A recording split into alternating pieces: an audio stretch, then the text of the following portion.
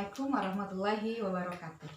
Perkenalkan, saya Menda, pendamping sosial dari Kabupaten Bandung Barat. Pada kali ini saya akan menerangkan langkah 2, modul 5 langkah 2 mengenai hambatan dan solusi dalam mendukung kesejahteraan bayi baru lahir dan ibu menyusui. Baik ibu-ibu, masih semangat? Semangat. Oke. Baik, sebelumnya kita sudah membahas mengenai apa? Kebutuhan ibu menyusui, secara mental dan fisik. Kebutuhan bayi baru lahir. Bayi baru melahirkan secara fisik dan mental. Oke, selanjutnya coba ibu tambahkan kolom hambatan dan solusi mengenai kebutuhan fisik dan mental bayi yang baru lahir dan ibu menyusui. Oke, silahkan. Aku kasih kertasnya ya.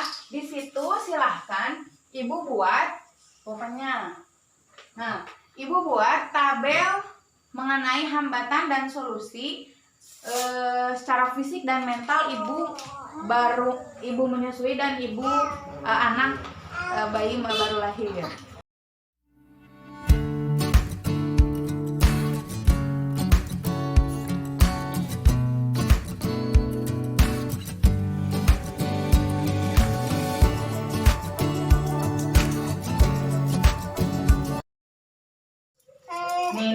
Nih. Udah. Oke, ibu kelompok apa? Ibu menyusui. Sudah dibuat kolomnya? Sudah. Oke, dibuat kolom hambatan dan solusi.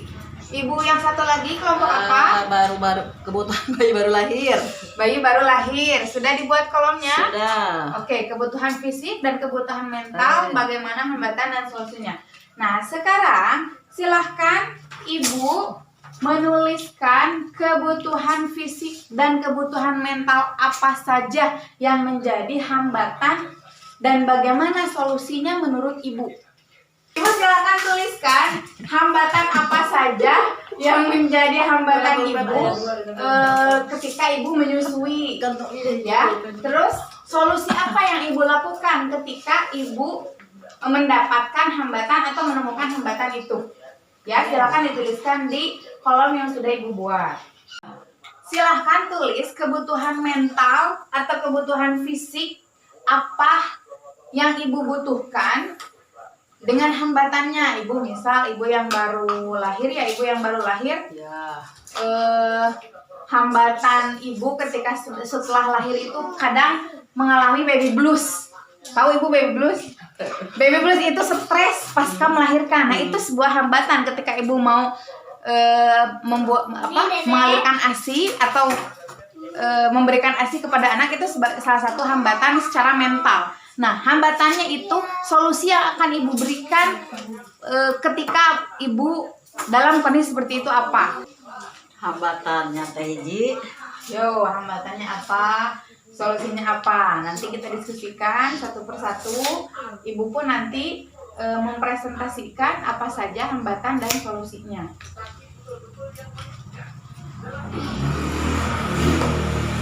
Ada itu berarti solusi nanti kudu kemana? Ya, yang tadi harus gimana solusinya?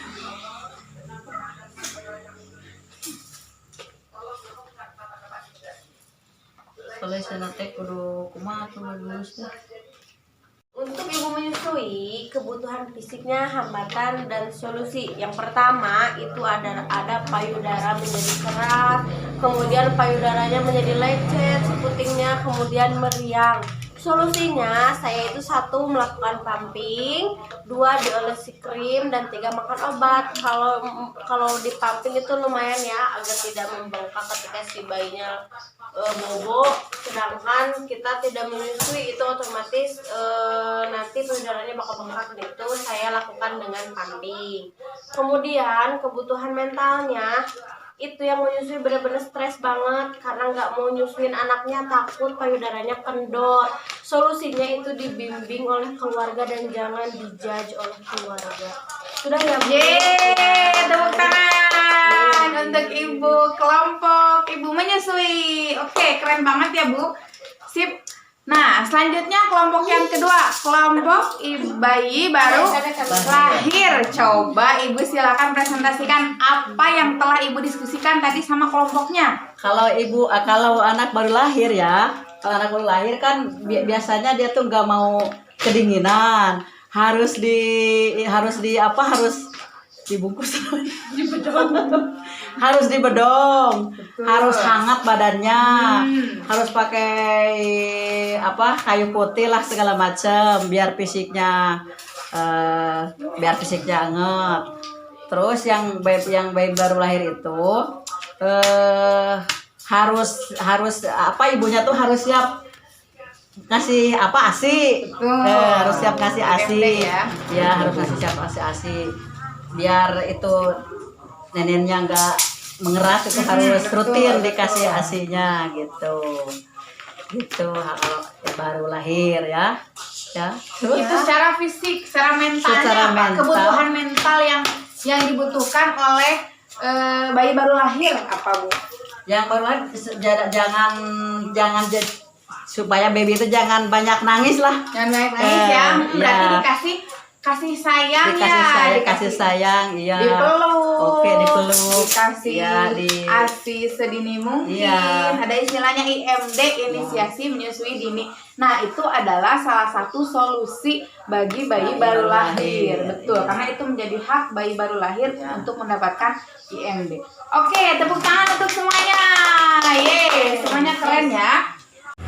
Nah, selanjutnya di sini pastikan solusi yang Ibu dapatkan tadi itu benar-benar dari fasilitas kesehatan.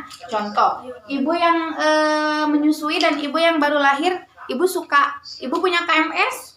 Punya. Ada ya, suka ke posyandu?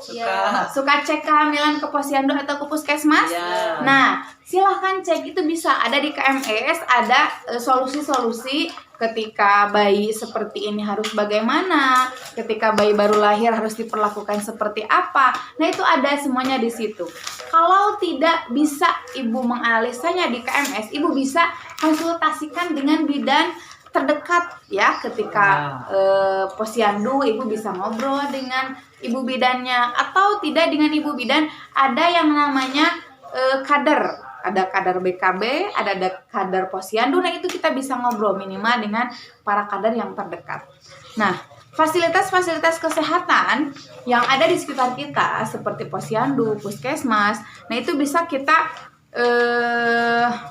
konsultasikan hambatan-hambatan yang kita dapatkan sehari-hari dengan anak kita. Nah, itu dijadikan solusi ya, dengan guru-guru PAUD yang terdekat, dengan kader-kader yang terdekat. Nah, terus untuk pemenuhan gizinya Ibu bisa manfaatkan